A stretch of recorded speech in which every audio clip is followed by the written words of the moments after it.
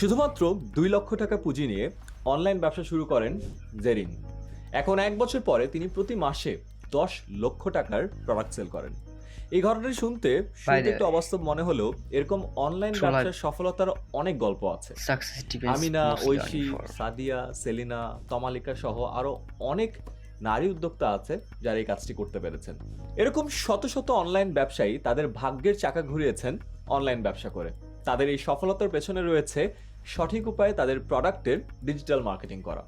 এই ভিডিওতে আমরা বিস্তারিতভাবে জানব কিভাবে সঠিকভাবে ডিজিটাল মার্কেটিং করে অনলাইনে একটি সফল ব্যবসা দাঁড়া করানো যায়।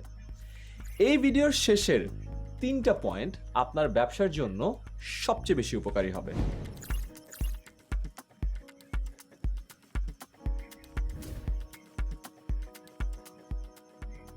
আসসালামু আলাইকুম, আমি আয়মান সাদিক। এই ভিডিওতে আমরা